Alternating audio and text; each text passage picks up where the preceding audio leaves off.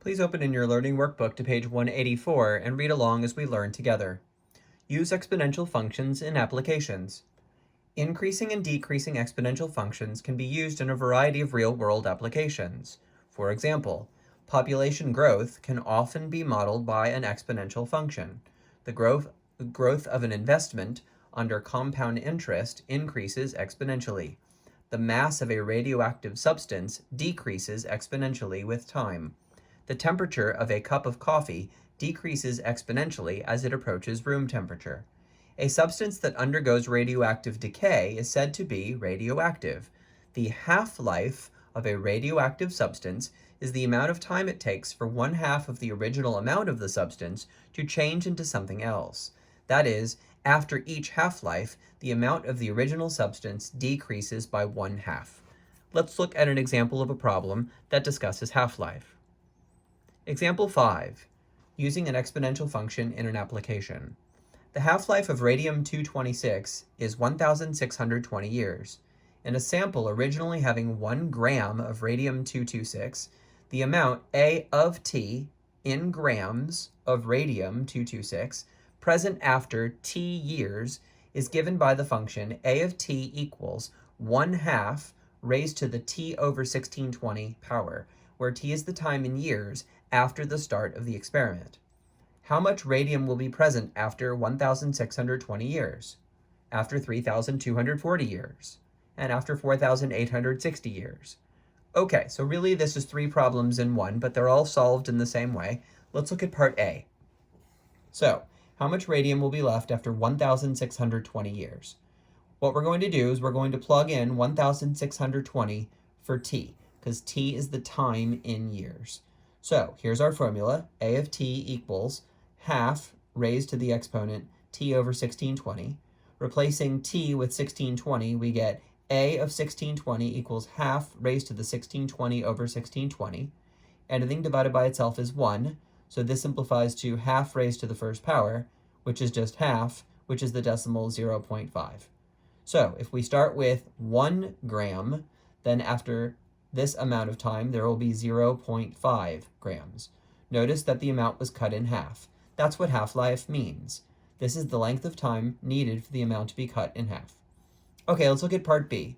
How much radium will be present after 3,240 years? Same formula, only this time the T will be replaced by 3240. So A of 3240 equals 1/2 raised to the 3240 over 1620 power. 3240 divided by 1620 is 2, and 1/2 squared is just 1/2 times 1/2. So 1 times 1 for the numerator, 2 times 2 for the denominator, we get 1/4, which is the decimal 0.25.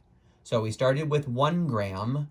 After 2 half-lives have gone by, now we have 0.25 grams. All right, part C. How many after 4,860 years? So this is the same drill. T gets replaced with 4860. 4860 over 1620 is 3. 1/2 raised to the third power is 1/8. And 1 divided by 8 is the decimal 0.125. So we started with 1 gram, and then 3 half-lives later, we're down to 0.125.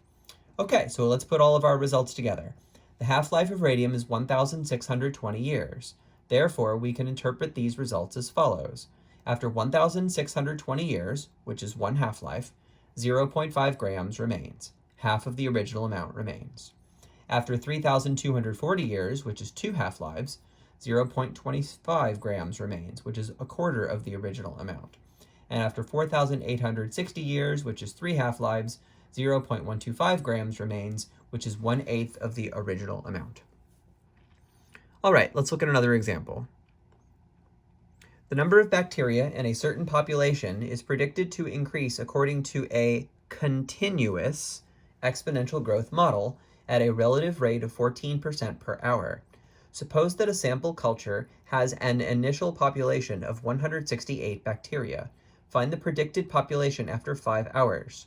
Do not round any intermediate computations, and round your answer to the nearest tenth. All right, let's solve this problem. Notice that the problem says continuous exponential growth. Whether money or bacteria, the continuous formula is the same. But instead of the money-specific F equals PE to the RT, we will use the generalized formula A equals A naught E to the RT instead. Here are our variables.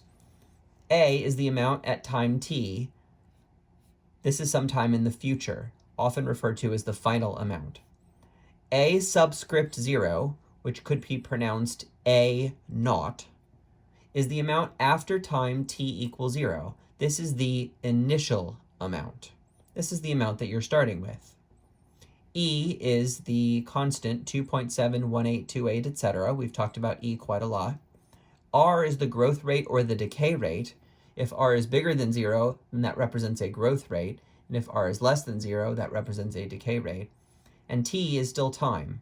However, in this generalized formula, time can be in any unit of time: days, months, hours, weeks, years, whatever we prefer to use.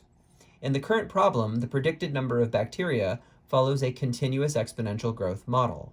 For growth models, the final amount increases over time, so we use a positive value for the value of R.